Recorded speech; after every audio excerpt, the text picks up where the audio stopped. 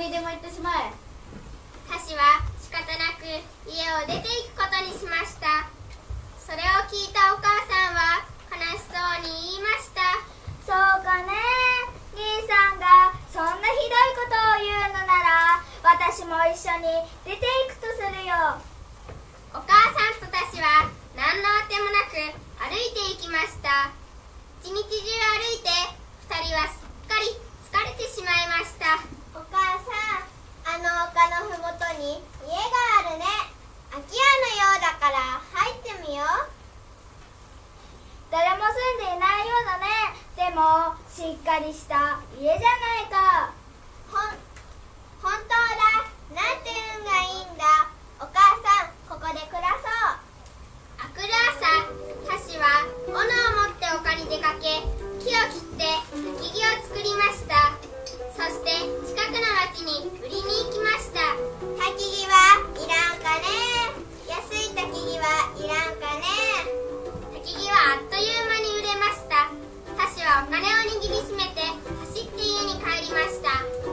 そんなに急いでどうしたんだい、タシ。お母さん、焚き木が売れたよ。なんて運がいいんだ。これで少しの間暮らしていけるね。ある日のこと、タシはまた焚き木を作りに丘に出かけました。今日はまだ行ったことのない丘の陰に行きました。すると突然大きな石の獅子が現れました。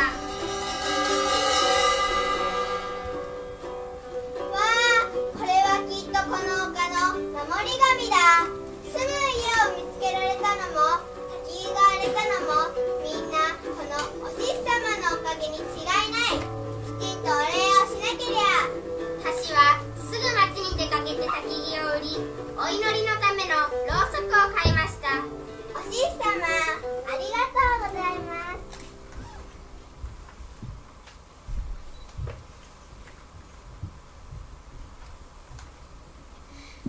お前は誰だね。わ、何が望みかな。びっくりした。お獅子様、脅かさないでください。実はお兄さんに家を追い出されました。母が一緒に来てくれたので近くの空き家で暮らし始めたのです。ほうほう。これから焚き木を作って売ってヤクや羊を飼いたいんです。よろしい。お前の望みを叶えてやろう。本当ですか？その桶を私の口の下に持ってくるがよい。そうしたらその中に金を吐き出してやろう。しかし桶がいっぱいになったらすぐにそういうのだ。いいかな。金を一つでも地面にこぼしてはならないぞ。はい、お獅子様、これでよろしいですか？すると獅子の口からピカピカの金の塊が次から次へと飛び出してきました。まもなく桶は金でいっぱいになりました。お獅子様、いっぱいになりました。その途端金はピタリと止まりました。さあタシは驚くやら嬉しいやら獅子に心を込めてお礼を言うと家に飛んで帰りました。大変だ、お母さん。僕らなんて運がいいんだろう。何があったんだい、タシ。タシはお母さんに不思議な出来事を伝え、桶いっぱいの金を見せました。まあ、本物の金じゃないか。こんなにたくさん。すぐお獅子様にお礼に行かなくちゃ。それから2人はその金でもっと大きな家を買い、ヤクや羊もたくさん買って楽しく暮らし始めました。さて、お母さんとタシが豊かになったという噂は兄さんにも伝わりました。タシが大きい家を買ってヤクや羊もたくさん買ったらしいぞ。一体何があったんだ。ぼんやりしたタシがそんなにお金を稼げるとはおかしな話だね。そこで兄さんとおかみさんは白い布を少しだけ持ってタシの家に行きました。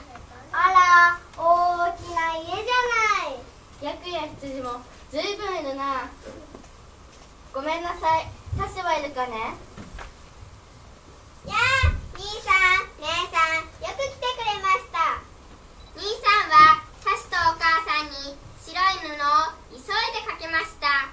そして挨拶もそこそこに家やヤックを手に入れた秘密を尋ねました。弟は快く不思議な石の獅子の話を全部話して聞かせました。そうか、そんな不思議なことで大儲けしやがったのか。いや、したのだね。よかったよかった。これでお母さんも一安心だね。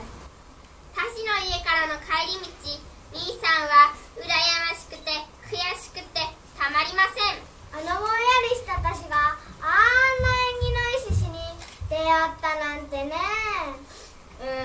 どうしても獅子の金が欲しい。よし。兄さんはすぐ大きな桶とろうそくを持って獅子のところに向かいました。お、あの丘の影だな。これで俺らも大金持ちだ。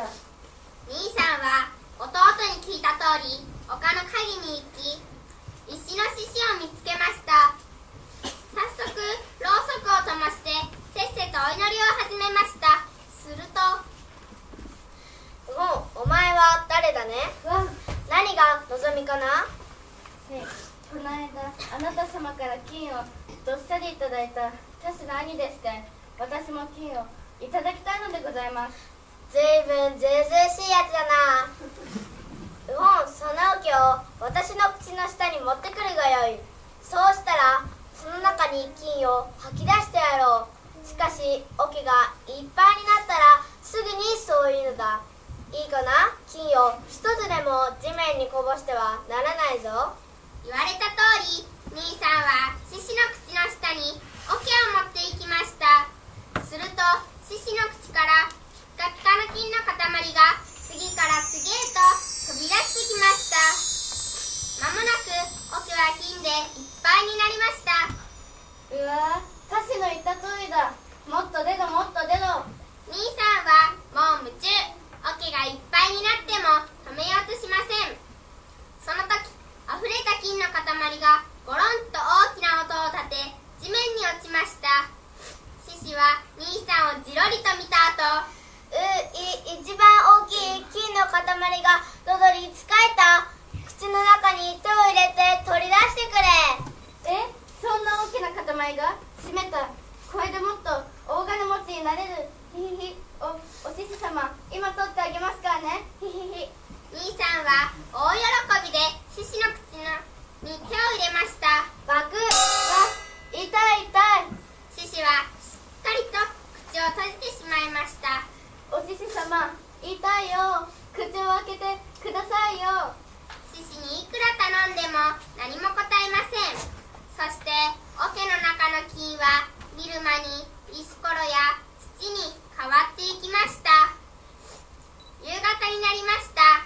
兄さんのおかみさんはご亭主が帰ってこないので石の獅子のところまで探しにやってきました。あれ、あんたどうしたの？手が抜けなくなっちまった。獅子に口を開けるよう頼んでくれよ。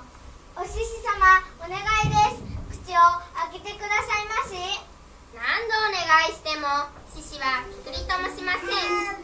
おかみさんは仕方なく家に戻り、それから毎日ご亭主のところに食べ物を運ぶことになりました。働き手がいなくなった家はどんどん貧乏になっていきました。ある日おかみさんは赤ん坊を背負い、食べ物を何も持たずにやってきました。もう家には食べるものが何もなくなったんだよ。この子にお乳をやるのが精一杯さ。ああ、おいらも腹が空いてたまらん。おいらにもお乳を飲ませてくれ。なに？お乳を飲ませるだと？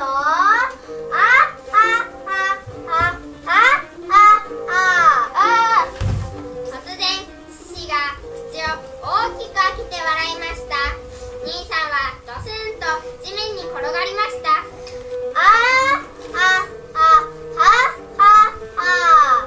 兄さんは自分の欲張りを反省しました。タシは自分の金を兄さんに分けて、おかみさんたちも楽に暮らしていけるようにしてあげました。